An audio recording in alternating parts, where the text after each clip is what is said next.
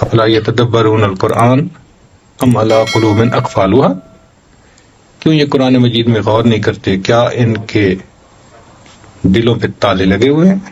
تو دلوں کا تذکرہ حدیث پاک میں بہت وضاحت سے بتایا، ان فی الجسد بنی آدم لمضغہ اذا فسدت فسد الجسد کلہ واذا صلحت صلح الجسد کلہ الا وہی القلب۔ تو قلب کے سنورنے سے انسان کا سنورنا یہ بھی قرآن۔ السلام علیکم سامعین، پیر صاحب کے مزید بیانات سننے کے لیے ہمارے چینل ایمان و سکون کو سبسکرائب کریں۔ ایک انسان کا قلب، دوسرا انسان کا نفس اور تیسرا انسان کی عقل، تین الگ الگ چیزیں ہیں۔ قرآن مجید میں حدیث مبارکہ میں تینوں کا الگ الگ تذکرہ ہے۔ قلب جذبات کا مقام ہے، جذبات خوشی کے، غم کے، محبت کے، نفرت کے، سخاوت کے، بخیلی کے، بخیلی کے، یہ سب جذبات کا تعلق قلب کے ساتھ ہے۔ انسان کا نفس خواہشات کا مقام ہے، خواہشات جتنی بھی ہیں ان کا تعلق نفس کے ساتھ ہے، اچھی ہوں یا بری ہوں۔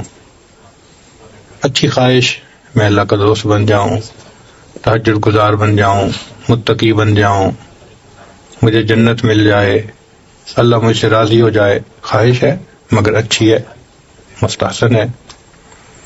اور بری خواہش، لوگ مجھے پہچانیں، میری مرضی چلے ہر کام میں۔ تو خواہش اچھی بھی ہوتی ہے، بری بھی ہوتی ہے، جذبات اچھے بھی ہوتے ہیں، برے بھی ہوتے ہیں۔ اور تیسری چیز ہے انسان کی عقل۔ عقل میتھ کو پروسیسر کی طرح ایک ایسا عضو ہے کہ اس کو جو جذبہ دے دو یا خیال دے دو وہ اس کو پروسیس کر دیتا ہے، وہ پروسیسر ہے صرف، اپنا کچھ نہیں۔ جیسی خواہش ہوگی ویسے خیالات پروسیس کرے گا، دل میں جیسا جذبہ ہوگا ویسی سوچ سوچے گا، تو وہ ان دونوں سے سگنل لے کے اس کو پروسیس کرتا رہتا ہے۔ چنانچہ نیکی ذہن میں ہوگی تو نیکی کے خیالات آتے رہیں گے، برائی ہوگی تو برے خیالات آتے رہیں گے۔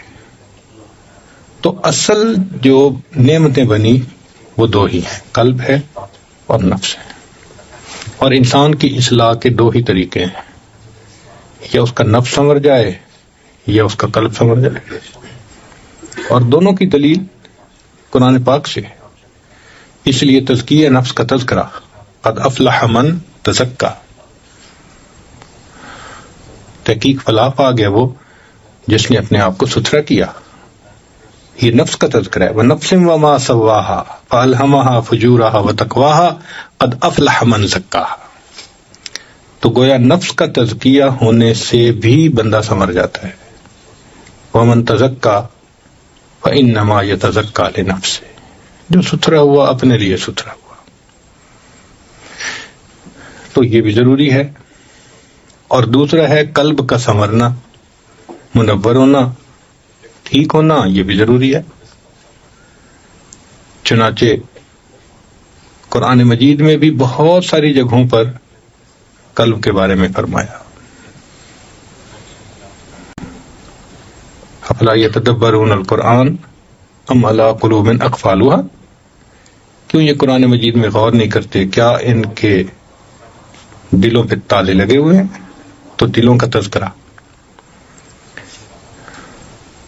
حدیث پاک میں بہت وضاحت سے بتایا، ان فی الجسد بنی آدم لمضغہ اذا فسدت فسد الجسد کلہ واذا صلحت صلح الجسد کلہ الا وہی القلب۔ تو قلب کے سنورنے سے انسان کا سنورنا یہ بھی قرآن و حدیث سے ثابت ہے، اور نفس کے سنورنے سے انسان کا سنورنا یہ بھی قرآن و حدیث سے ثابت ہے۔ دو ہی طریقے ہیں۔ اللہ رب العزت کی مشیت نے پسند کیا کہ انسان شروع سے نفس کا تزکیہ کریں، مجاہدہ کریں اور اللہ کا قرب پائیں۔ چنانچہ شروع سے لے کے تاریخ انسانیت کو پڑھ کے دیکھ لیں، نفس کے مجاہدے رہے۔ اس لیے کہ یہ نفس اللہ کا سب سے بڑا دشمن ہے. کائنات میں کسی بت کی اتنی پرستش نہیں کی گئی جتنی پرستش اس بت کی گئی ہے، نفس کے بت کی.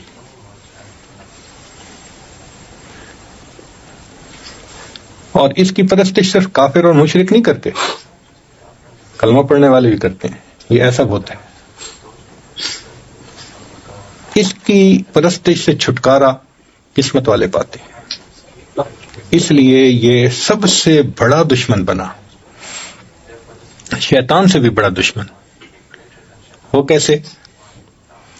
کہ عزازیل بڑا عبادت گزار تھا. حدیث سے ثابت ہے کہ اس نے ہزاروں سال عبادت کی، چپے چپے پہ سجدے کیے، تبھی تو اونچا مقام ملا تھا. اب وہ ملعون کیوں ہوا؟ سوال ذہن میں پیدا ہوتا ہے، بھئی اس وقت تو کوئی شیطان نہیں تھا جس نے اس کو بہکایا ہو، تو وہ ملعون کیوں بنا؟ اس کو اس کے نفس نے ملعون بنایا. تو یہ نفس ایسا بدبخت ہے کہ یہ عزازیل کو شیطان بنا دیتا ہے. تو یہ شیطان کا بھی گرو گنٹھال سب سے بڑا. تو شیطان ہمارا دشمن، نفس اس سے بڑھ کر ہمارا دشمن. اس لیے ہمارے مشائخ فرماتے ہیں کہ اے دوست، تو نفس کو پالنے میں لگا ہوا ہے اور نفس تجھے جہنم میں دھکا دینے میں لگا ہوا ہے. تو نفس کی اصلاح یہ شروع سے تاریخ انسانیت میں موجود ہے. چنانچہ اس کے لیے بڑی مجاہدے کیے جاتے تھے. اللہ کو راضی کرنے کے لیے اس کو مشقت میں ڈالا جاتا تھا. آپ بنی اسرائیل کی تاریخ پڑھ کے دیکھ لیں، ان کے ہاں راہب ہوتے تھے. یہ کون لوگ تھے؟ اچھے لوگ تھے، اپنے وقت کے عبادت گزار تھے، نیکوکار تھے. 70 سال عبادت میں، 400 سال عبادت میں کوئی آسان کام ہے؟ 400 سال.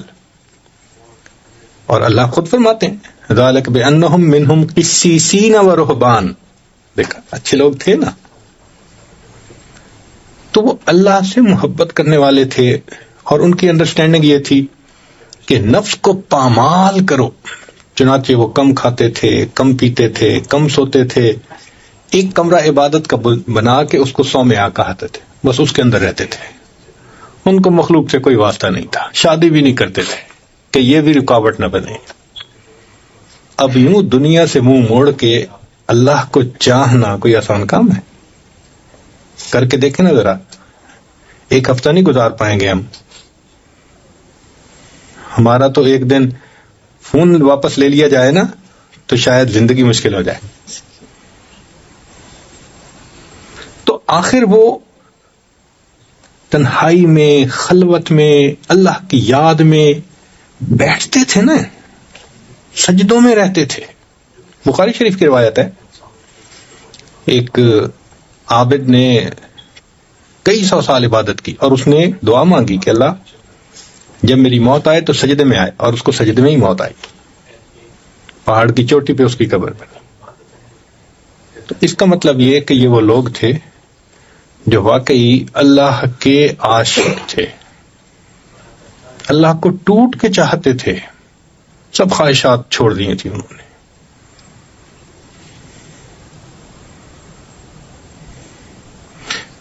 مگر وہ ایک قدم اور آگے بڑھ گئے کہ یہ تو کہیں نہیں کہا گیا تھا کہ تم شادی نہ کرو، لوگوں سے رابطہ نہ رکھو، تم اللہ کے قریب نہیں جا سکو گے. یہ انہوں نے خود گھڑ لی تھی. یعنی نفس کا مجاہدہ تو شروع سے کہا گیا تھا، مگر اس مجاہدے میں اتنا آگے بڑھ جانا کہ بالکل ہی بے تعلق ہو جانا، یہ والرہبانیۃ نبتدعوها، یہ بدعت تھی جو انہوں نے بنا لی تھی، مگر محبت میں کیا تھا.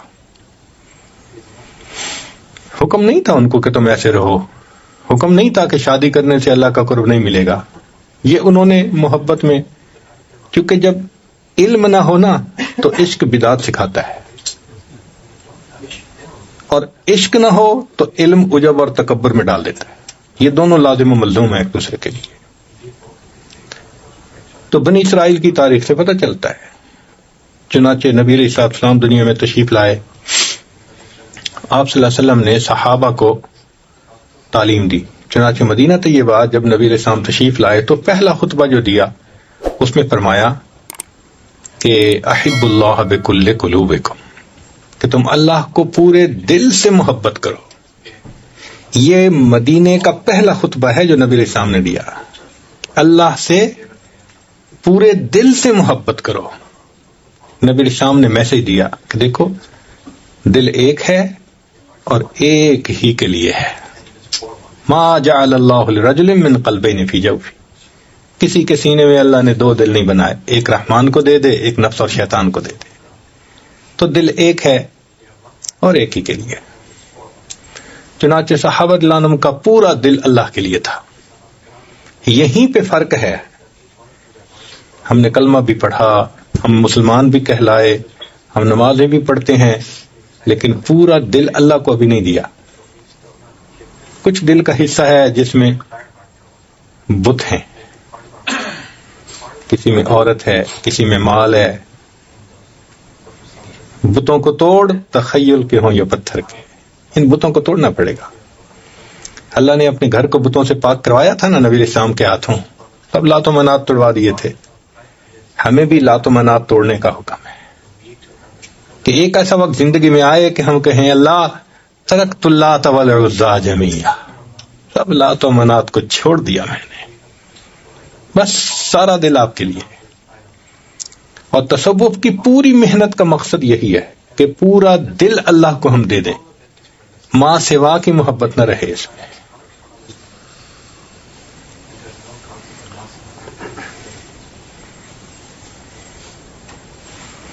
چنانچہ صحابہ رضی اللہ تعالیٰ عنہم اللہ رب العزت سے بہت محبت کرتے تھے، اور وہ چاہتے تھے کہ ہمیں اللہ کا قرب کا اعلیٰ ترین مقام مل جائے۔ چنانچہ وہ اپنے نفس کے خوب خلاف کرتے تھے،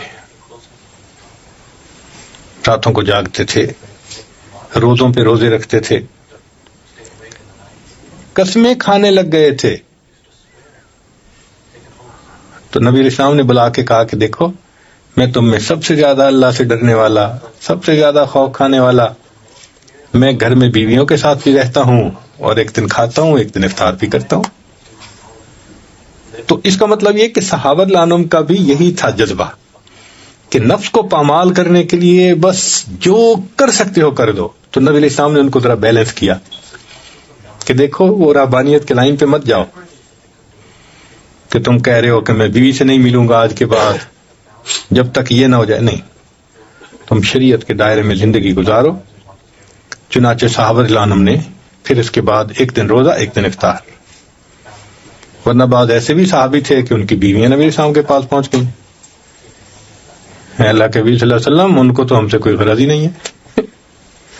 تو نبی علیہ السلام نے پھر ان کو سمجھایا کہ دیکھو بھائی بیویوں کے حق ہیں تمہارے اوپر۔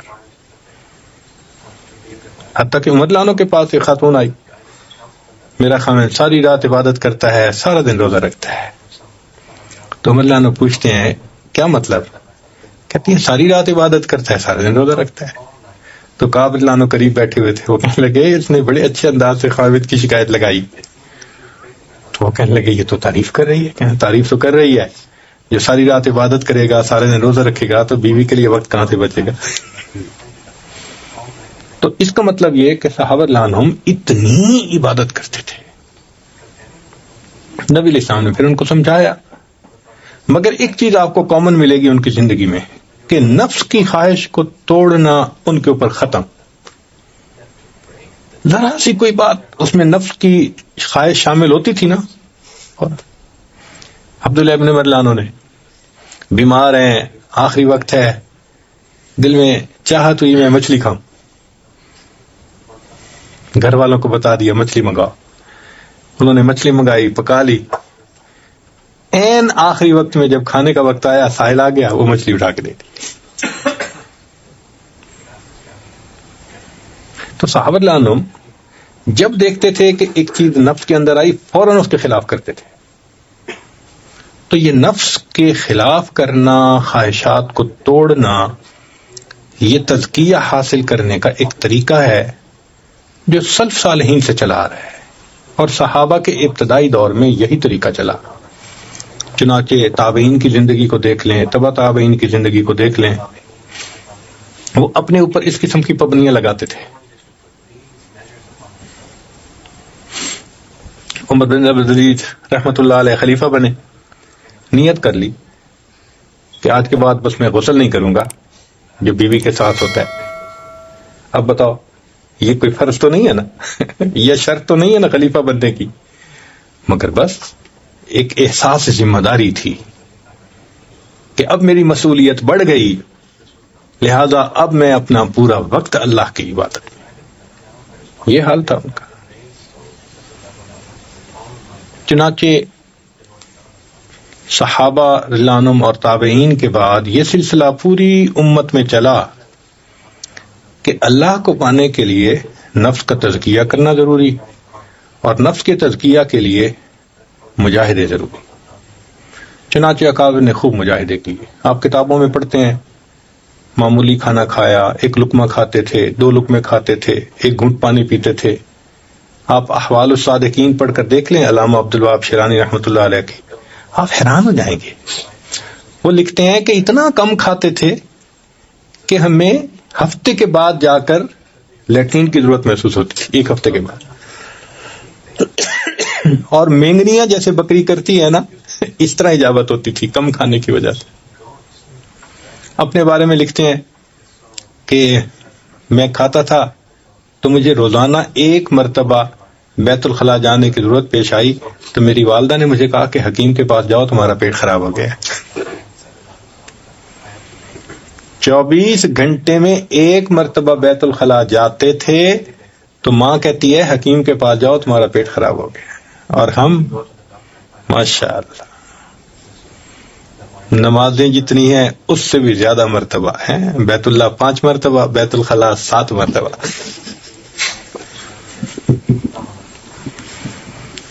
تو اس کا مطلب یہ ہے کہ سلف صالحین واقعی بہت مجاہدہ کرتے تھے، راتوں کو عبادت کرتے تھے، عشاء کے وضو سے فجر کی نمازیں پڑھتے تھے، تلاوت میں لگے ہوتے تھے. ایک کامن سی چیز تھی رات کو جاگنا، ایک عام چیز تھی. جو کہا جاتا ہے نا کہ مدینہ طیبہ میں اگر کوئی جاتا تم شہد کے مکھیوں کے بھن بھنانے کی آواز آتی ہے، اس لیے کہ زندہ شہر تھا، زندہ لوگ تھے. تو مجاہدہ نفس کا کر کے اپنے آپ کو شریعت کی لگام دینا اور اپنے آپ کو نیکی کے اوپر لگانا، یہ ہمارے اکابر کا طریقہ رہا ہے.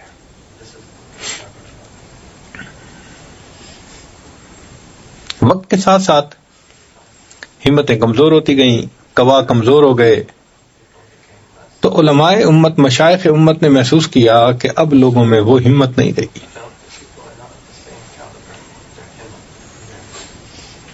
ہمارے بعض اکابر تو روزے رکھتے تھے، پانی سے روزہ، پانی سے افطار، پانی سے روزہ، پانی سے افطار.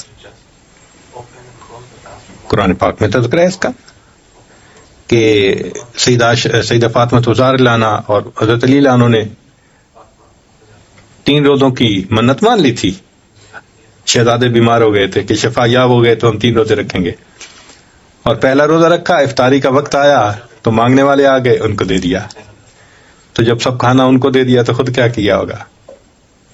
پھر اگلے دن افطاری کے وقت کچھ پکایا تو کوئی اور آ گیا، اس کو دے دیا. پھر تیسرا دن ہوا تو تیسرا مسکینم و یتیمم و اسیرا، تو اپنا کھانا ان کو دے دیا. سیدہ عائشہ رضی اللہ عنہا کے پاس اتنا مال آیا، شاید 50,000 درہم تھے یا ریال جو بھی تھے، دینار تھے. خادمہ کو کہا کہ مدینے کی بیواؤں کو بلاؤ، اور ان کو تقسیم کرتی رہیں. آخر پہ خادمہ آئی، کچھ تھوڑے سے پیسے دے دیں، افطاری کا سامان لاؤں. کہنے لگے مجھے پہلے بتاتی ہیں، آپ نے تو بتایا نہیں، میں نے سب خرچ کر دیے. یعنی روزے سے ہیں، اپنی افطاری کے لیے کچھ نہیں بچا. تو یہ چیز بتاتی ہے کہ ہمارے اسلاف بہت مجاہدہ کرتے تھے. نبی علیہ السلام کی نبوت کی زندگی میں 3 کنزیکٹیو دن ایسے نہیں آئے کہ آپ نے تینوں دن پیٹ بھر کے کھانا کھایا ہو. ایک دن کھایا تو دوسرے دن فاقہ، 2 دن کھایا تو تیسرے دن فاقہ. 3 دن متواتر نہیں گزرے. ایک روایت میں ہے کہ عائشہ صدیقہ رضی اللہ عنہا ایک مرتبہ دن میں کھانا کھا رہی تھی، دوسری مرتبہ تو نبی صاحب نے دیکھا، فرمایا عائشہ کھانے کے سوا اور کوئی کام نہیں. اور وہ فرماتی ہیں کہ نبی علیہ السلام کے بعد سب سے پہلی تبدیلی جو میں نے امت میں دیکھی وہ 2 وقت کا کھانا تھا. اس کا مطلب یہ کہ ہمارے اکابر نفس کے مجاہدے کے ذریعے عبادت کرتے تھے، اپنے رب کو راضی کرتے تھے، اللہ کے قرب کا مقام پاتے تھے. اب جب مشائخ امت نے دیکھا کہ بھائی وہ مجاہدے کرنے تو بہت مشکل، تو انہوں نے اللہ سے دعا مانگی، اللہ کمزور ہیں تو ان پر رحمت فرما دے اور آسانی کا کوئی معاملہ فرما دے. چنانچہ حضرت خواجہ بہاؤالدین نقشبند بخاری رحمۃ اللہ علیہ کی دعا اللہ کے ہاں قبول ہوئی، اور رب کریم نے ان کو ایک طریقہ ایسا واضح فرمایا جس میں نفس کے بہت مجاہدے نہیں ہیں.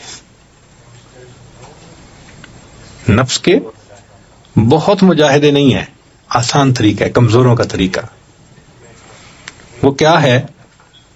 وہ ہے کثرت ذکر اور اتباع سنت کے ذریعے سے اللہ کا قرب پانا.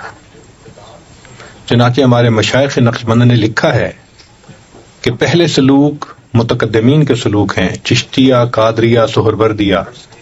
یہ حضرت علی عنہ سے چلے، حسن بصری رحمۃ اللہ علیہ سے آگے بڑھے، اور امت کے پہلے حصے میں خوب اس کے ذریعے سے اللہ نے اپنے بندوں کو اعلیٰ درجات سے نوازا.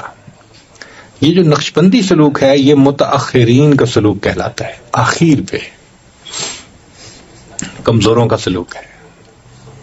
تو اللہ رب العزت نے ان پر واضح فرمایا کہ بھائی نفس کے مجاہدے کرنے کی بجائے ایک اصلاح کا اور بھی طریقہ ہے جس کو کہتے ہیں قلب کی اصلاح. تو ابھی تک امت نفس کے مجاہدوں سے تزکیہ پاتی تھی، تم قلب کے یعنی تصفیہ کے ذریعے سے اپنے نفس کو بھی تزکیہ میں لا سکتے ہو. چنانچہ جب دل سنورتا ہے تو نبی صاحب نے فرمایا کہ پورا جسم سنور جاتا ہے. لہذا قلب کے سنورنے سے نفس کی اصلاح خود بخود اس کے ضمن میں ہو جاتی ہے. دل میں جذبہ ہو انسان نفس کو پامال کرتا ہے. ہم نے دیکھا ہے ہمارے ہاں یہ جو لوگ پوزیشنیں لیتے ہیں جانے کے لیے اوپر، تو ان کو ووٹ چاہیے ہوتا ہے. اب دل میں ایک شوق ہے کہ مجھے یہ سیٹ حاصل کرنی ہے. اب سیٹ حاصل کرنے کے لیے جائیں گے، غریب کے پاس بیٹھیں گے، بات کریں گے، ان کے ساتھ مل کے کھانا کھائیں گے. تو دیکھو اپنے نفس کو پامال کر رہے ہیں نا. تو دل کا جذبہ تھا، نفس کو پامال کرنا آسان ہو گیا. اور ہم نے دیکھا ہے کہ واقعی جب ووٹنگ کے دن ہوتے ہیں اولیاء جیسی زندگی ہوتی ہے. کھانا یاد نہیں ہوتا، پینا یاد نہیں ہوتا، راتوں کو سونا یاد نہیں ہوتا، 24 گھنٹے لگے ہوتے ہیں بیچارے. تو دیکھو قلب کے اندر ایک جذبہ ہے جس کی وجہ سے نفس پر ساری پابندیاں آ گئیں. تو یہ جو متاخرین کا سلوک ہے، اس متاخرین کے سلوک میں قلب پر محنت کی جاتی ہے اور نفس اس کے ضمن میں خود بخود پامال ہو جاتا ہے. محبت چیز ہی ایسی ہے کہ محبوب کی خاطر سب کچھ قربان کر دینا آسان ہو جاتا ہے. چنانچہ دوسرے مشائخ نے فرمایا کہ ہم مجاہدہ نفس کے ذریعے سے سلوک طے کرواتے ہیں. ہمارے مشائخ نقشبند نے کہا کہ ہم اتباع سنت کے ذریعے سے سلوک طے کرواتے ہیں.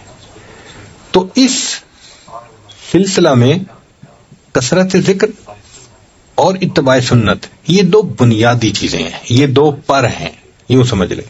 ان پروں سے بندہ اڑتا ہے.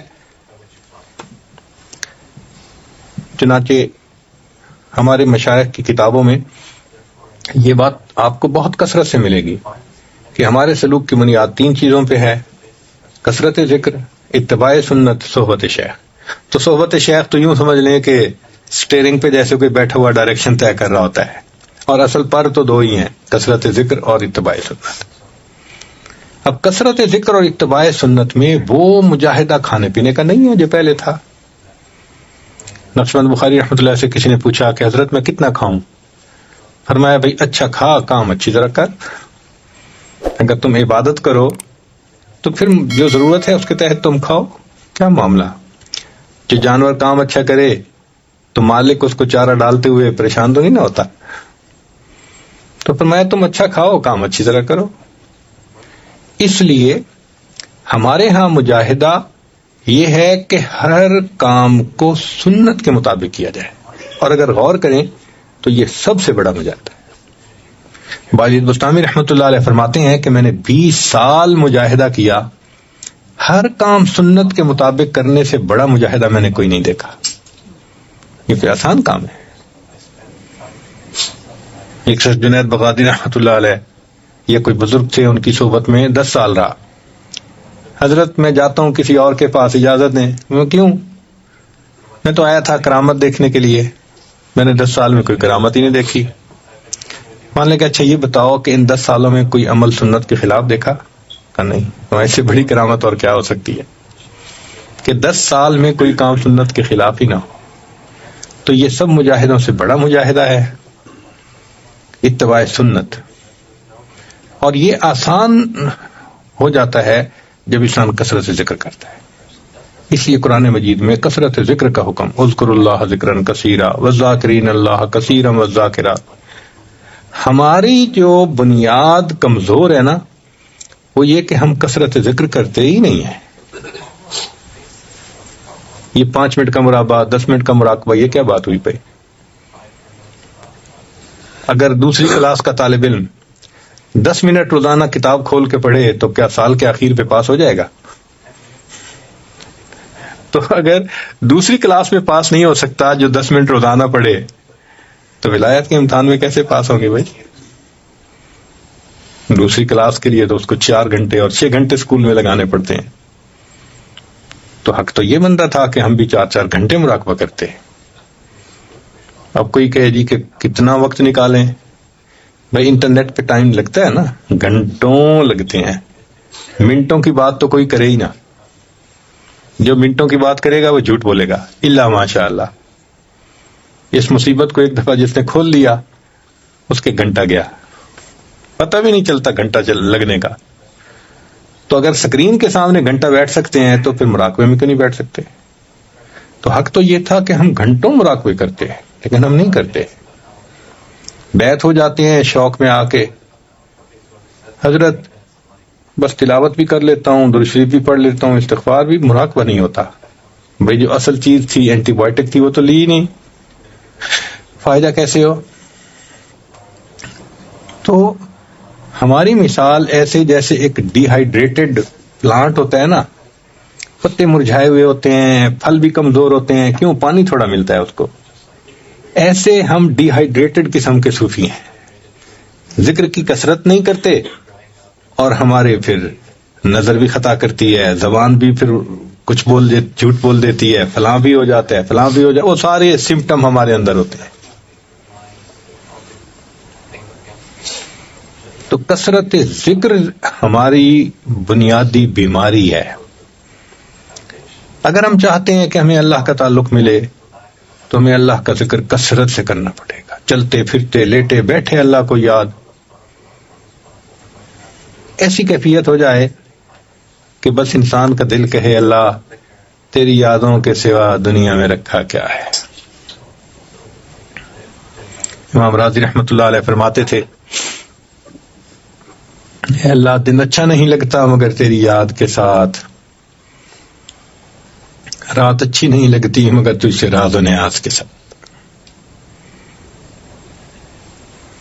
تو بنیادی کمی کوتاہی آج کے دور میں وہ ذکر کی کمی ہے، اور جو ذکر کم کریں وَلَا يَذْكُرُونَ اللَّهَ إِلَّا قَلِيلًا، ان کی علامت بتا دی، مذبذبین بین ذالک، لا الہ الا ولا الہ الا، اور ہم بھی آج مذبذب ہی ہیں، نہ پورے دنیا دار ہیں نہ پورے دیندار ہیں۔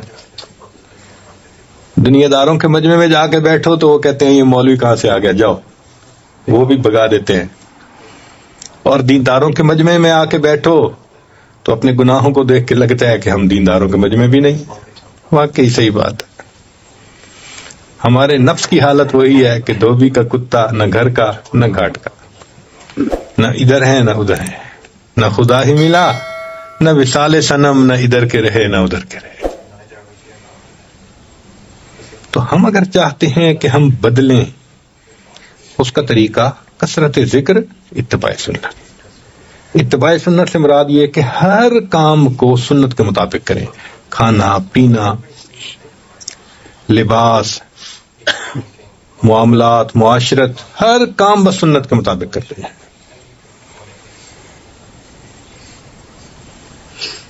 اور یہ آسان طریقہ ہے اپنے آپ کو سنوارنے کا کہ ہر کام کو سنت کے مطابق کرتے جاؤ۔ تو کثرت ذکر اور اتباع سنت سے یہ سلوک آسانی سے طے ہو جاتا ہے۔ آپ سمجھیں کہ یہ شاہراہ ہے، بھاگتا چلا جاتا ہے بندہ۔ آپ یوں سمجھ لیں کہ ایک بندے کو کہہ دیا جائے کہ جی آپ یہاں سے حج پہ جائیں بغیر سواری کے، وہ تو مشکل میں پڑ جائے گا، چلے گا، راستے میں کھانا نہیں پینا نہیں، کہاں ٹھہرے گا، کیسے سمندر عبور کرے گا، ریگستان آئیں گے، پہاڑ آئیں گے، کھڈے ہوں گے، تو اس کے لیے تو پہنچنا واقعی بڑا مشکل کام ہے۔ اور ایک طریقہ یہ ہے کہ یہاں سے بندے کو ایئرپورٹ پہ بٹھا دو، چلو بھائی سعودی عرب پہنچ جاؤ۔ یہ ہمارا سلوک یہ اسی طرح بائی ایئر پہنچانے والا سلوک ہے، اس لیے اس کو متاخرین کا سلوک کہا جاتا ہے۔ آسان ہے، بہت آسان ہے، بس دو چیزوں کی پابندی ضروری، اتباع سنت اور ہر کام میں سنت کی اتباع اور ذکر کی کثرت۔ ذکر کی کثرت تو ایسے ہو کہ بندہ جو وقت ملے، 10 منٹ ملے، 15 ملے، گھنٹہ ملے، 2 ملے، فوراً اللہ کی یاد میں۔ اور جو لوگ کہتے ہیں کہ جی ہم تو مصروف ہیں دفتر بزنس کی وجہ سے، شریعت کہتی ہے کہ تم دفتر مت چھوڑو، بزنس میں چھوڑو، کرو، مگر دل اللہ کو ایک طرف رکھو نا۔ یہ کہاں لکھا ہے کہ دل میں کسی اور کا خیال رہے؟ دل میں اللہ کو یاد کرو۔ رجال اللہ تلہیہم تجارت ولا بیع عن ذکر اللہ۔ تجارت اور خرید و فروخت میں انسان اللہ کو یاد کرے تو تاجر صدوق کو تو قیامت کے دن انبیاء کی قطار میں جو ہے ان کے، یعنی جہاں انبیاء کی قطار ختم ہوگی نا، اس کے پیچھے جو لوگ ہوں گے وہاں تاجر کو جگہ دی جائے گی۔ تو مقصود ہے کہ ہر وقت دل میں اللہ کی یاد رہے۔ اور ہم نے تو دیکھا ہے اس کو کہ جب دل کہیں اٹک جاتا ہے نا، 24 گھنٹے اسی کی یاد۔ یہ نوجوان ساتھی، میں نے اپنے دوست یہ یونس صاحب کو کہا کہ یہ صوفی لوگ ہیں، آپ ذرا غور کرنا، جہاں ٹھہریں گے نا بھاگیں گے باہر۔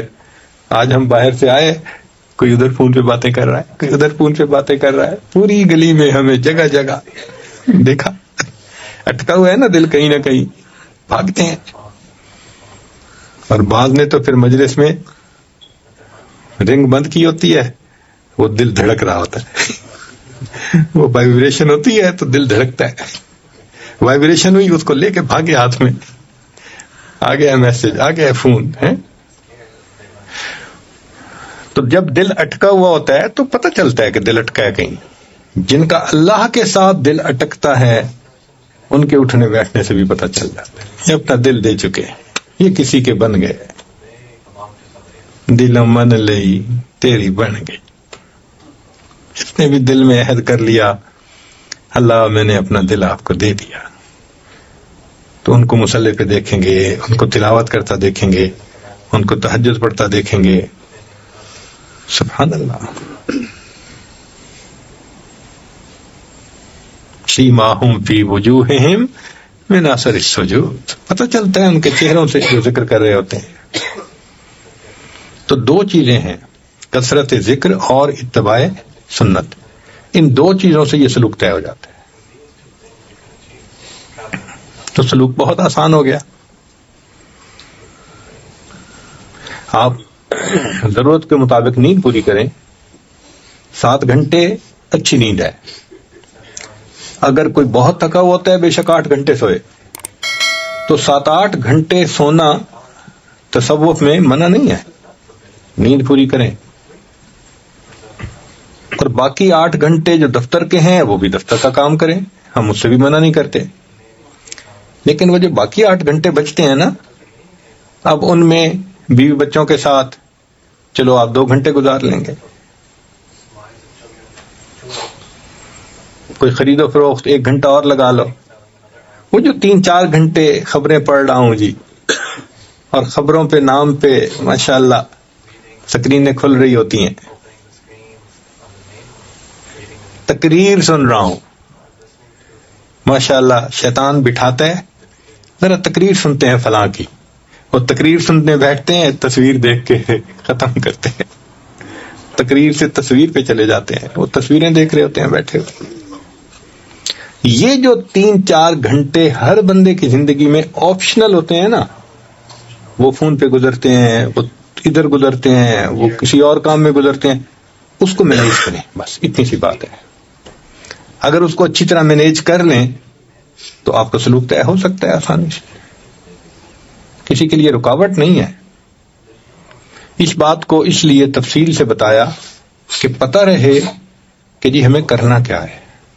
تو کثرت ذکر، اتباع سنت، یہ ہماری بیماری کا حتمی علاج ہے. حتمی علاج ہے. اب ہمارا جو سلوک ہے اس کے بارے میں پچھلی 1-2 مجالس میں بھی تفصیل کہی گئی. یہ بات ذہن میں رکھیں کہ یہ جو سلوک ہے نا، یہ کوئی علم نہیں ہے کہ پڑھا دو تو سب کو پتہ چل جائے گا. یہ کیفیات کا نام ہے، اور کیفیات کرنے سے ملتی ہیں، سننے سے نہیں مل جاتی.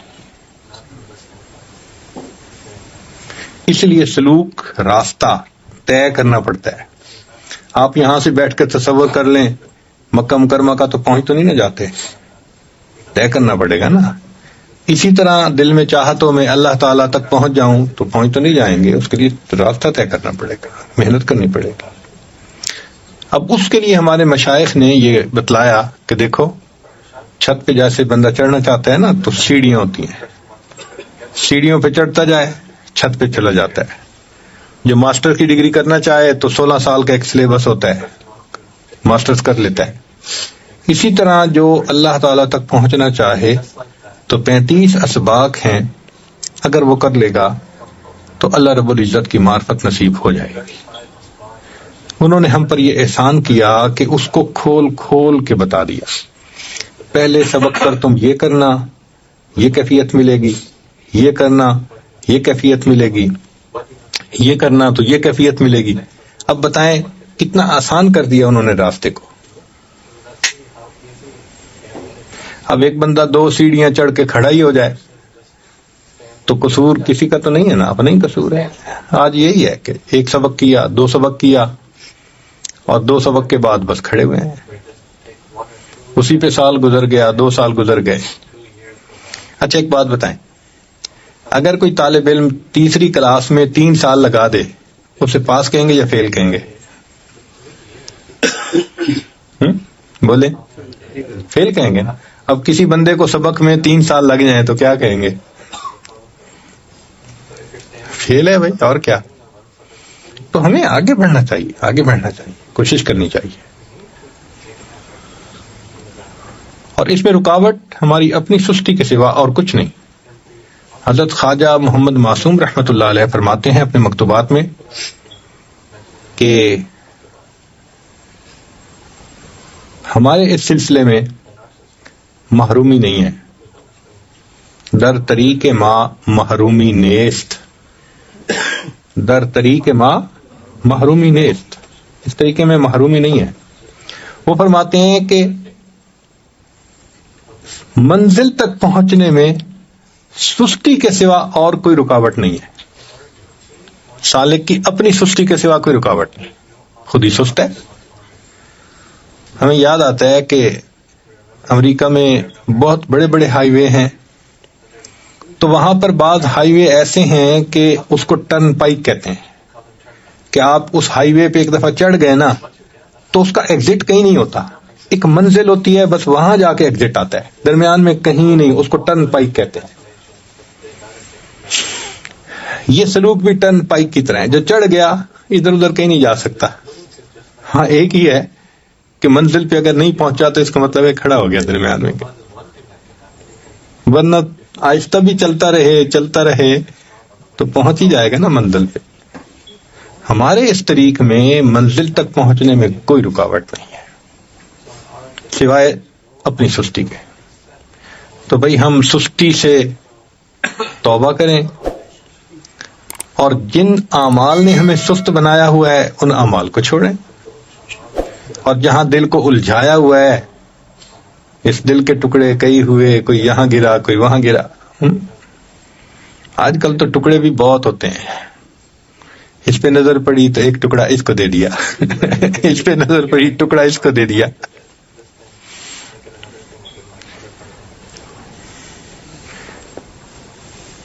تو ہم اپنے آپ کو ما سوا میں الجھنے سے بچائیں. یہ جو انٹر انٹو دی نیٹ، اس مصیبت سے بچیں.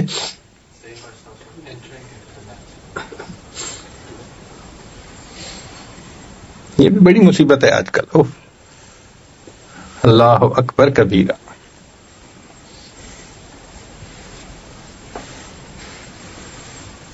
اللہ تعالیٰ نے تو زندگی اچھی گزارنے کے لیے وائف بنائی تھی، شیطان نے جہنم جانے کے لیے وائی فائی بنا دی.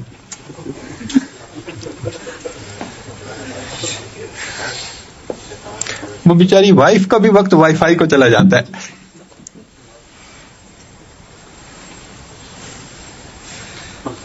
تو اس مصیبت سے بچیں. پھر دیکھیں کیفیات کیسے ملتی ہیں. اچھا یہ کوئی نیا تجربہ نہیں ہے کہ آج کے دور میں ایک نیا تجربہ کر رہے ہیں، نہیں. یہ کام اللہ نے ہمارے مشائخ پہ کھولا، کروڑوں لوگوں کو انہوں نے اس راستے پہ چلایا، خود بھی انہوں نے اللہ کی محبت پائی، کروڑوں بندوں کو اللہ کی محبت نصیب، اور ان کی پاکیزہ زندگی اس کے اوپر دلیل ہے. تو یہ پیٹنٹ کام ہے. سلوک کے بارے میں بار بار اس لیے بتایا جا رہا ہے کہ کم از کم ہمیں پتہ تو ہونا کہ ہم نے کرنا کیا ہے. ہمارے سلوک کے جو پہلے 7 سبق ہیں وہ لطائف کے اسباق کہلاتے ہیں. 5 لطائف عالم امر اور 2 عالم خلق کے. سارے لطائف کے ذکر کا ایک ہی جیسا اثر ہے. جیسے کسی عمارت کے پلر ہوتے ہیں، اس پر عمارت بنتی ہے. یہ 7 جو ہمارے لطائف ہیں، یہ 7 پلر ہیں جس پر ہماری روحانیت کی عمارت بنی. پلر مضبوط ہوتے ہیں تو عمارت بلند بنتی ہے. تو جتنا ہم ان پر زیادہ محنت کریں گے اور لطائف زیادہ روشن ہوں گے، اتنا پھر آگے معرفت کی سیڑھیاں چڑھنا ہمارے لیے آسان ہو جائے گا. تو اس پر محنت کرنے کی ضرورت ہے. تو 7 لطائف پر محنت کرنے سے انسان کو شریعت پہ چلنا آسان ہو جاتا ہے. اس لیے ساجد نے عرض کیا تھا کہ جب سالک بیت ہوتا ہے تو پھر اس کو فجور کی زندگی ہوتی ہے شروع میں. تو 7 اسباق اس کی زندگی کو فتویٰ میں لے کے آ جاتے ہیں. کم از کم حرام سے بچتا ہے، حلال کے دائرے میں آ جاتا ہے. تو 7 اسباق سالک کو فسق و فجور سے بچا کر حلال کے دائرے میں لے آتے ہیں. تو یہ فتویٰ کے اندر زندگی آ جاتی ہے. پھر 7 کے بعد تحلیل کے اسباق ہیں. تحلیل کے اسباق لا الہ الا اللہ، چاہے سانس روک کر کریں چاہے زبان سے کریں. ان کی یہ برکت ہے کہ دل پہ جھاڑو پھر جاتے ہیں، تبتل مل جاتا ہے، انقطاع عن المخلوق، دل سے کسی کا تعلق رہتا ہی نہیں ہے. ہر ایک سے دل کٹ جاتا ہے، اللہ کے ساتھ جڑ جاتا ہے. تو یہ لا الہ الا اللہ جو ہے یہ یوں سمجھیں کہ بالکل پالش کر دیتا ہے انسان کے دل کو. دیکھیں نا ایک چیز کو پہلے صاف کرتے ہیں پھر پالش کرتے ہیں. تو ذکر نے صاف کر دیا اور تحلیل نے اس کو پالش کر دیا، چمکا دیا. اب ذرے کا نام و نشان ہی نہیں مٹی کے لیے. یہی کیفیت انسان کے سبق کی ہے. قرآن مجید کی آیت ہے وَاذْكُرِ اسْمَ رَبِّكَ، ذکر کر رب کے نام کا. اب کوئی ہم سے پوچھے جی تمہارے رب کا کیا نام ہے تو ہم کیا بتائیں گے؟ اللہ. باقی تو صفاتی نام ہے نا، ذاتی نام جو ہے وہ تو اس میں جلالہ اللہ ہے نا. تو وَاذْكُرِ اسْمَ رَبِّكَ یعنی ذکر کر اللہ کے نام کا، رب کے نام کا. نتیجہ کیا نکلے گا؟ وَتَبَتَّلْ إِلَيْهِ تَبْتِيلًا، اور اس کی طرف تبتل اختیار کرو، مخلوق سے کٹو، اللہ سے جڑو. تو ذکر کو اس رتبے تک ہم نے پہنچانا ہے کہ مخلوق سے دل کٹ جائے، اللہ سے دل جڑ جائے. مخلوق سے دل کٹ جائے اور اللہ سے دل. جب تک دل ما سوا میں پھنسا ہوا ہے اللہ کی معرفت اس پر حرام ہے.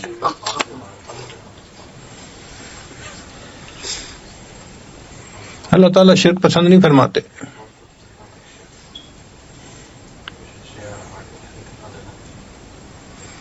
شرک پسند نہیں فرماتے.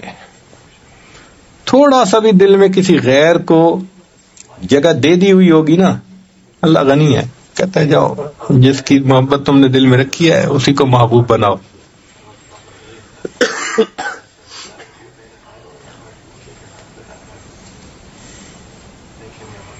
اسی لیے میسج لکھتے ہیں نا، تو جب میسج لکھنے لگے نا آئی لو یو، تو 3 لفظ ہیں، 3 دفعہ سوچا کریں.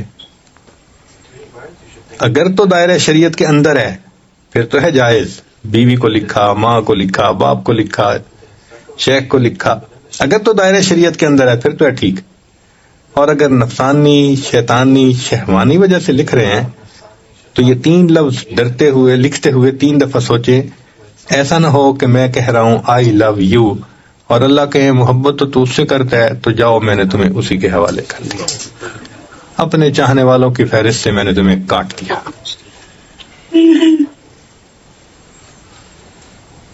اس لیے یہ 3 لفظ لکھنا پہاڑ کی طرح بھاری ہونے چاہیے بندے پہ. سوچ کے لکھے آئی لو یو. کیوں لکھ رہا ہوں؟ نفس کی خاطر لکھ رہا ہوں. اگر نفس کی خاطر لکھا تو پھر اللہ کے چاہنے والوں میں سے نام کٹ سکتا ہے. اللہ بڑے غیور ہیں، بڑے غیور ہیں. ایک غیر چہرے پر محبت کی نظر سے 20 سال کے بعد قرآن پاک سینے سے نکال دیا گیا. یہ اللہ کی غیرت کا معاملہ ہے. نبی صاحب نے فرمایا انا اغیر الناس، انا اغیر ولد آدم واللہ اغیر منی، میں اولاد آدم میں سب سے زیادہ غیور ہوں، اللہ مجھ سے بھی زیادہ غیور ہے. تو اس لیے یہ جو ہے نا دل پھنس جانا کہیں، وہ تو رسی سے آپ نے کسی جانور کو باندھ دیا، وہ ہل ہی نہیں سکتا. اچھا آپ اگر کسی پرندے کو 20 فٹ دھاگے سے باندھ دیں تو وہ بیچارہ پرواز تو کرے گا مگر 20 فٹ سے اوپر جا ہی نہیں سکتا. ایسے ہی ہمارا حال ہوتا ہے. ہم نے دل ادھر ادھر کہیں اٹکایا ہوا ہوتا ہے، بس وہ ایک تھوڑی سی پرواز ہوتی ہے جو ہم کرتے ہیں ظاہر داری کی، اس سے اوپر جا ہی نہیں سکتے. گرفتاری سے کھلیں گے تو آزادی سے سفر طے کریں گے. اس لیے اس پہ محنت کرنے کی ضرورت ہے کہ دل کہیں نہ اٹکا ہوا ہو. کامل اللہ کو دینا ہے، پورا دل اللہ کو. محبوب حقیقی اللہ ہے، مشہود حقیقی اللہ ہے، مطلوب حقیقی اللہ ہے، خدا بندہ مقصود من تو ہی ورثائے. تو دل سے یہ آواز، اس کو کہتے ہیں باز گشت. دل سے آواز سنتے ہیں نا بندہ، اس کو باز گشت کہتے ہیں. تو ہمارے سلسلے میں باز گشت کیا ہے؟ خدا بندہ مقصود من تو ہی ورثائے. تو مارا محبت و معرفت ذوق شوق خود پہ دے. تو دل سے آواز آئے تیرے سوا محبوب حقیقی کوئی نہیں ہے، کوئی نہیں، تیرے سوا مقصود حقیقی کوئی نہیں ہے، کوئی نہیں. ایسی کیفیت دل کی ہو. یاد میں تیری سب کو بھلا دوں، کوئی نہ مجھ کو یاد رہے. تجھ پر سب گھر بار لٹا دوں خانہ دل آباد رہے، سب خوشیوں کو آگ لگا دوں غم سے تیرے دل شاد رہے، سب کو نظر سے اپنی گرا دوں تجھ سے فقط فریاد رہے، ایسی کیفیت ہو جائے۔ تو پہلے لطائف کے اسباق کرنے سے انسان کبائر کو چھوڑ کر فتویٰ کی حدود میں آ جاتا ہے، اور تحلیل کا ذکر کرنے سے یہ تقویٰ کی حدود میں آ جاتا ہے۔ پھر انسان گناہ کے موقعوں سے بھی بچتا ہے، دل کی کیفیت ایسی ہو جاتی ہے، تقویٰ پھر زندگی آ جاتی ہے۔ اب جب ماں سوا سے بھی ہٹ کٹ گئے تو پھر کیا ہوتا ہے کہ اللہ کی محبت میں پھر انسان کو ایک جذب کا مقام ملتا ہے۔ چنانچہ ہمارے سلسلے کا جو 10واں سبق ہے مراقبہ احدیت، وہ فنا کا سبق ہے کہ انسان اللہ کی محبت میں فنائیت، گم ہوتا ہے اللہ کی محبت میں، اس کی کیفیت ایسی ہوتی ہے۔ اللہ اکبر کبیرہ، ہر وقت اللہ کی طرف دھیان، اللہ کی طرف یاد، یہ فنا کی کیفیت بھی عجیب ہے۔ حضرت مجذوب رحمۃ اللہ نے فرمایا پینشن ہو گئی ہے، کیا بات ہے اپنی، اب دن بھی ہے اپنا اور رات ہے اپنی، اب اور ہی کچھ ہے میرے دن رات کا عالم، ہر وقت ہی رہتا ہے ملاقات کا عالم۔ تو یہ جو فنائیت کی کیفیت ہے نا، پھر ہر وقت ہی رہتا ہے ملاقات کا عالم۔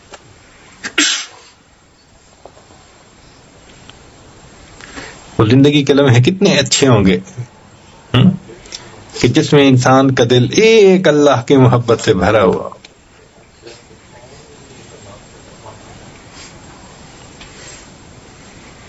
تو ابھی تک تو ہمیں اللہ کی محبت کا وہ مزہ نہیں آیا جو بندے کو بیگانہ کر دیتا ہے، تو عالم سے کرتی ہے بیگانہ دل کو، عجب چیز ہے لذت آشنائی۔ ابھی وہ آشنائی کی لذت ہمیں نہیں ملی، تبھی تو ہم دنیا سے بھی بیگانہ نہیں نہ ہوئے۔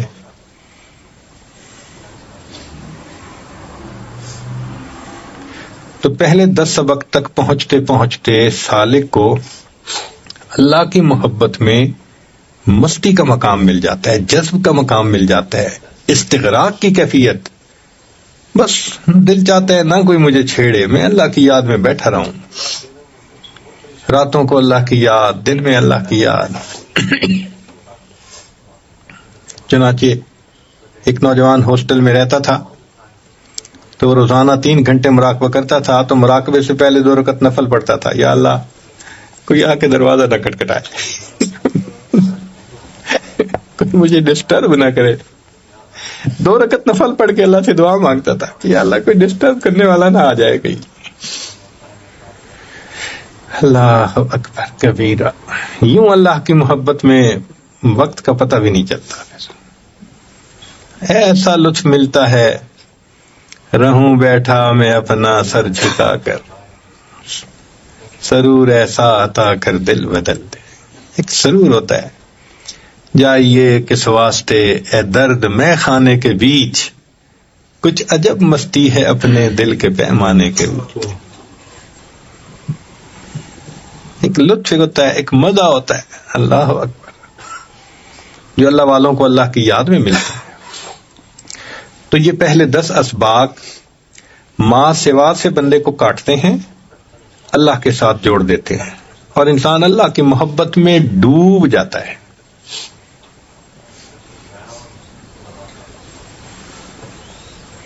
اگر یہ کیفیات نہیں تو پھر اسباق کو نئے سرے سے کرنا چاہیے۔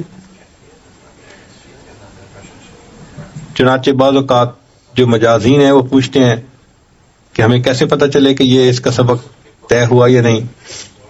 بھائی آسان طریقہ، اگر بیعت ہونے کے بعد اس کے اندر شہوات میں کمی آئی، آنکھ کا پرہیز آ گیا، غیر محرم سے تعلق چھٹ گیا، شریعت کے اوپر آ گیا، ظاہر شریعت کے مطابق بن گیا، تو اس کا مطلب یہ ہے کہ اب اس کے اوپر لطیف قلب کا اثر ہو رہا ہے، شہوت ختم ہو رہی ہے۔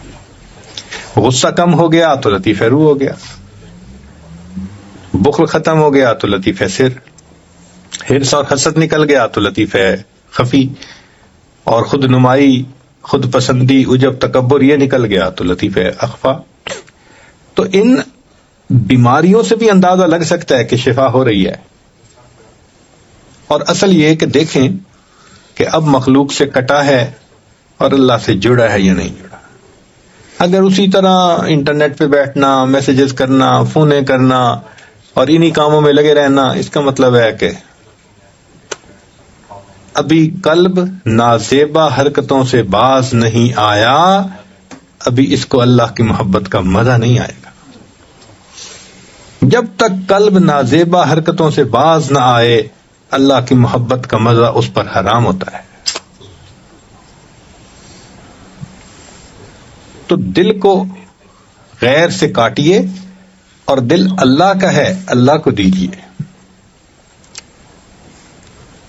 تو تحلیل اور مراقبہ احدیت کا سبق کرنے سے زندگی میں تقویٰ آ جاتا ہے، اور زندگی میں ما سوا سے انقطاع آ جاتا ہے، اور انسان کو اللہ کی محبت میں ایک استغراق کی کیفیت ہوتی ہے۔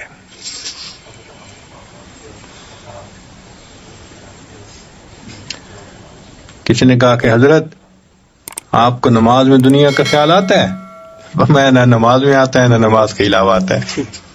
ایسی کیفیت ہو جاتی ہے، بندے کا دل ہی اچاٹ ہو جاتا ہے دنیا سے۔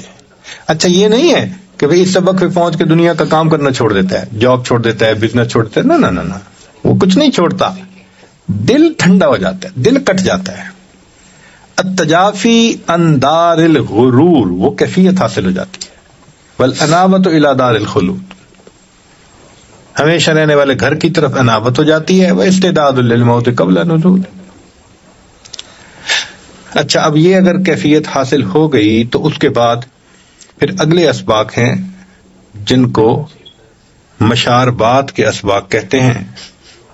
ان کے کرنے سے انسان کو اللہ پہ توکل، یقین کامل مل جاتا ہے۔ یہ لب لباب بتا رہا ہوں، ویسے تو ہر سبق کی اپنی اپنی تفصیل ہے، لیکن ایک لب لباب بتانا کہ اس پورے اسباق کا لب لباب یہ ہے، اللہ کے ساتھ کامل یقین ہو جائے۔ اللہ تعالیٰ فعال لما یرید ہے، کائنات کا پورا نظام اللہ کے اذن سے چلتا ہے، بندے کو یقین ہو جاتا ہے۔ اس لیے ہر معاملے میں نظر اللہ پہ۔ وہ چاہتے ہیں تو عزت کے نقشوں میں سے ذلت نکال دیتے ہیں، وہ چاہتے ہیں تو ذلت کے نقشوں میں سے عزت نکال دیتے ہیں۔ تو جب اللہ پہ یقین ہو جاتا ہے تو پھر مخلوق سے شکوے ختم ہو جاتے ہیں۔ فلاں نے میرے بارے میں ایسے الفاظ کیوں کہے؟ اگر کہے اللہ نے کہلوائے، فلاں جی میری ٹانگیں کھینچ رہا ہے، وہ نہیں کھینچ رہا، اللہ کھینچوا رہے ہیں۔ اللہ پہ نظر تو کسی سے شکوہ ہی نہیں رہتا۔ پھر بندے کی ایسی کیفیت ہو جاتی ہے لِكَيْ لَا تَأْسَوْا عَلَىٰ مَا فَاتَكُمْ وَلَا تَفْرَحُوا بِمَا آتَاكُمْ۔ راضی برضا بندے کی کیفیت ہوتی ہے، وہ اپنے امور کو اللہ کے سپرد کر دیتا ہے، ہر معاملے میں اللہ پہ توکل۔ پھر مخلوق کی مدح اور ذم برابر ہو جاتی ہے۔ کوئی دین کے معاملے میں ملامت کرے، اس سے خفا نہیں ہوتا، اللہ اس سے کہلوا رہے ہیں۔ کوئی بہت تعریفیں کرے تو انسان ہوا میں نہیں اٹھتا، اللہ اس سے کہلوا رہے ہیں۔ تو یہ یقین یہ ان اسباق میں آ کے ملتا ہے۔ اور ذہن میں رکھنا کہ جن کا یہ یقین جتنا پکا ہوگا اتنا نسبت کا کام ان سے زیادہ بہتر لیا جائے گا، کیونکہ یہ عقل کے ذریعے چلنے والی چیز نہیں ہے۔ آپ عقل سے ایک کام کو پھیلا سکتے ہیں، دیکھو دنیا میں کتنے کام ہیں جو پھیلے ہوئے ہیں، کتنی تحریکیں ہیں جو پھیلی ہوئی ہیں، مگر قبولیت تو نہیں ہے نا۔ تو عقل سے پھیلاؤ تو آ سکتا ہے، گہراؤ نہیں آئے گا۔ گہراؤ آئے گا جب قبولیت ہوگی اندر، اور قبولیت ہوگی یقین کے اوپر۔ تو ان اسباق میں پھر سالک کو اللہ تعالیٰ کی ذات پر ایک یقین کامل ہو جاتا ہے، ہر معاملے میں اللہ کی طرف رجوع کرتا ہے، ہر معاملے میں اللہ کی طرف دھیان۔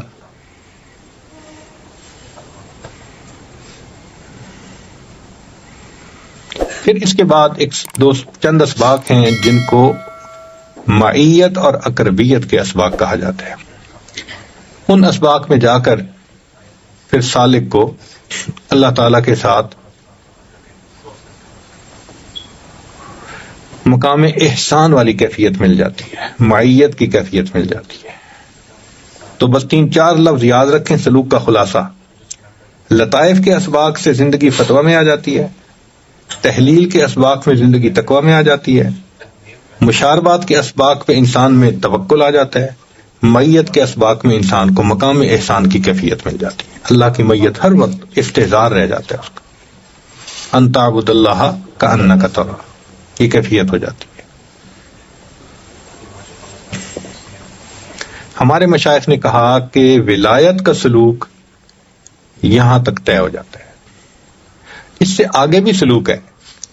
یہ تو 16 سبق ہوئے نا، 35 تک ہیں، مگر وہ کمالات کے سلوک ہیں، کمالات نبوت، کمالات رسالت، کمالات اولو العزم، مراقبہ حقائق کے ہیں، مراقبہ حقیقت قرآن، حقیقت صلاۃ، حقیقت کعبہ ربانی، وہ سب حقائق اور وہ اونچے اسباق ہیں۔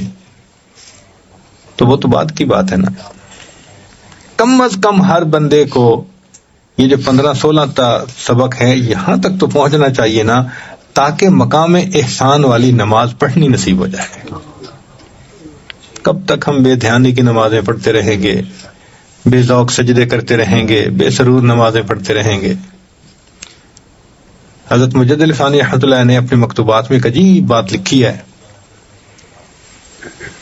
فرماتے ہیں کہ ہر مومن کو جنت میں اللہ تعالیٰ کا دیدار نصیب ہوگا، رویت باری تعالیٰ نصیب ہوگی، مگر جو رویت کی کیفیت جنت میں ہوگی وہ دنیا میں نماز کی کیفیت کے مطابق ہوگی۔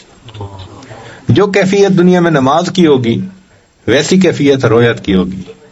پھر وہ اس کو ایکسپلین کرتے ہیں کہ جن لوگوں کو دنیا میں ماں سوا کے خیال کے بغیر نماز پڑھنی نصیب ہوگی، یکسوئی کے ساتھ، دھیان کے ساتھ، یہ وہ لوگ ہوں گے جن کو اللہ کا دیدار ہوگا بغیر کسی حائل اور پردے کے۔ اور جتنے دنیا میں نماز پڑھتے ہوئے وساوس آئیں گے نا، اتنے پردے آتے جائیں گے۔ وساوس بھری نماز ہوگی تو پردوں کے ساتھ۔ اب ایک ہے پردوں میں سے دلہن کو دیکھنا اور ایک ہے پردے کے بغیر دیکھنا۔ اب سوچئے کتنی بڑی نعمت سے محروم ہو جائیں گے اگر ہم نے اپنی نماز کو بغیر وساوس کے نہ حاصل کیا دنیا۔ اس لیے اس پر محنت کرنی بہت ضروری ہے تاکہ ہمیں بھی نماز مقام احسان والی ان تعبد اللہ کأنک تراہ یہ کیفیت نصیب ہو جائے۔ اللہ اکبر۔ امام ربانی مجد رحمۃ اللہ ایک مکتوبات میں لکھتے ہیں، اگر نماز نہ ہوتی تو اس دنیا میں ہمیں محبوب کا وصل کون جو ہے وہ عطا کرتا؟ نماز ہی تو ہے۔ دنیا میں محبوب کے وصل کی ایک کیفیت ہو جاتی ہے، سامنے کھڑے ہیں۔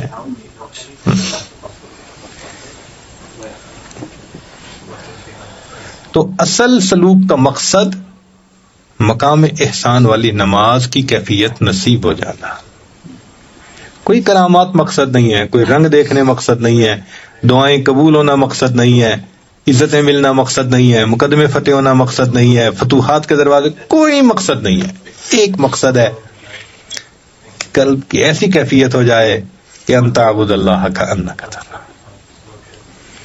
جب تک یہ کیفیت نہ ملی ہمیں پورے دین کی جو ہے وہ نعمت نہیں ملی، کیونکہ نبی صاحب نے فرمایا آذا جبرائیل اتاکم یعلمکم دینکم، یہ تمہیں تمہارا دین سکھانے کے لیے آئے تھے۔ تو احسان دین کا حصہ ہے، شامل ہے۔ نہیں حاصل ہوا تو دین کا کچھ حصہ بھی ہمیں حاصل نہیں ہوا۔ تو کامل دین مل جائے، ہمیں وہ کیفیت مل جائے، چند سجدے بھی ہم کر گئے نا اس کیفیت کے ساتھ، تو انشاءاللہ اللہ تعالیٰ کی رحمت کی نظر ہوگی۔ اب اس میں رکاوٹ کوئی دوسرا نہیں ہے، ہمارا اپنا نفس ہے، ہماری اپنی خواہشات ہیں، ہمارے اپنے جذبات ہیں۔ ہمارے بزرگوں نے تو اللہ سے ایسا طریقہ مانگا جو بہت آسان ہے، اب اس پہ چلنا ہمارا کام ہے۔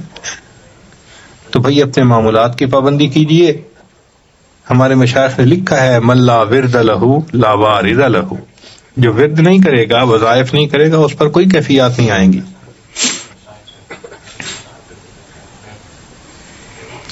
حضرت سید واسع شاہ رحمۃ اللہ علیہ ایک مرتبہ فرمانے لگے کہ ہمیں پتہ چل جاتا ہے کہ کون بندہ ذکر کرتا ہے کون نہیں کرتا، تو ہم دن میں سوچنے لگے کشف ہوتا ہوگا، مگر وہ بڑے صاحب کشف تھے، فوراً کہنے لگے یہ کشف نہیں ہوتا۔ تو میں نے کہا جی، فرمانے لگے دیکھو جو ذکر کرے گا یقیناً اس پر کیفیات ہوں گی، اور جس پر کیفیات ہوں گی وہ لازماً شیخ سے رابطہ کرے گا، وہ ڈھونڈے گا چاہے دنیا کے دوسرے کونے پہ ہے، اس کو تو پوچھنا ہے نا۔ اور جس کا رابطہ ہی نہیں ہوتا 6 مہینے، اس کا مطلب کرتا ہی کچھ نہیں ہے۔ اور واقعی ہم نے دیکھا کہ جو اذکار کرتے ہیں، مراقبہ کرتے ہیں، ان کی کیفیات ہوتی ہیں، وہ تو ڈھونڈتے ہیں، تو جہاں بھی وہ ڈھونڈ نکالتے ہیں، پوچھتے ہیں حضرت مجھے اب کیا کرنا ہے، تو کیفیت ہوگی تو بندہ ڈھونڈے گا نا۔ وہی لطیفہ ہے کہ بہو کو امید تھی تو ولادت کے دن قریب تھے، تو وہ ساس کو کہنے لگی کہ اچھا اب میں سو رہی ہوں تو اگر ولادت کا مسئلہ قریب آئے تو مجھے جگا دینا۔ اس نے کہا میں تجھے نہیں جگاؤں گی، تو سارے محلے کو جگائے گی۔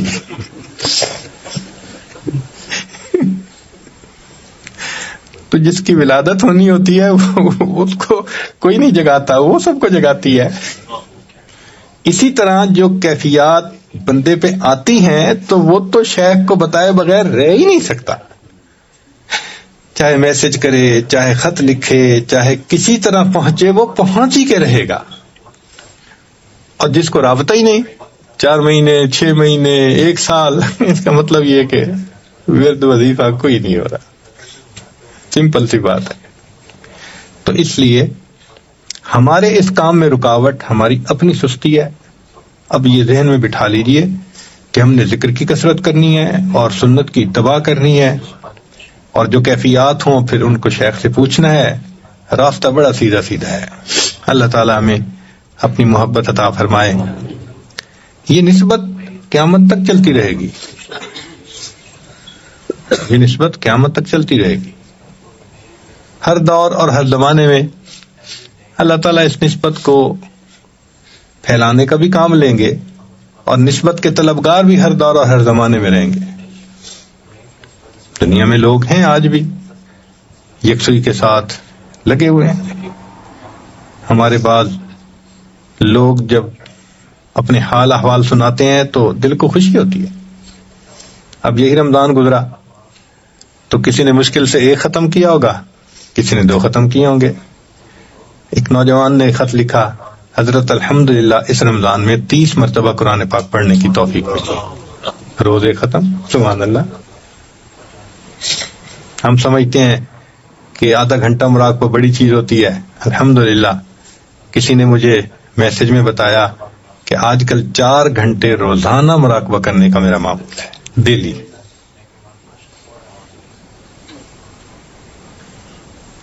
دس 1000 مرتبہ کلمہ طیبہ کا ذکر روزانہ کرنا معمول ہے۔ کسی کا 20,000 دفعہ معمول ہے، 30,000 مرتبہ۔ بلکہ ایک خاتون ہے اللہ کی بندی، 40,000 مرتبہ روزانہ کا ذکر کرتی ہے، روزانہ کلمہ 40,000 مرتبہ۔ جو کرنے والے ہیں وہ کرتے ہیں، اپنے اوقات کو دین میں لگاتے ہیں۔ ایک عالمہ نے مجھے میسج کیا، آج چھٹی کا دن تھا، الحمدللہ میں فجر کے بعد مراقبے میں بیٹھی، ظہر کی نماز کے وقت میں اٹھی۔ تو فجر سے ظہر تک مراقبہ کرنے والے اس وقت بھی لوگ موجود ہیں۔ یہ نہیں ہے کہ بھئی ہم اگر نہیں کرتے تو سارے ہی نہیں کرتے، کرنے والے ہیں، اللہ کے عاشق ہر دور اور ہر زمانے میں۔ تو بھئی ہمیں بھی چاہیے کہ ہم آگے بڑھیں، اعمال کریں، اور اللہ سے اللہ کی محبت مانگیں۔ اللہ تعالی ہمیں یہ نعمت عطا فرما دے۔ السلام علیکم سامعین، پیر صاحب کے مزید بیانات سننے کے لیے ہمارے چینل ایمان و سکون کو سبسکرائب کریں۔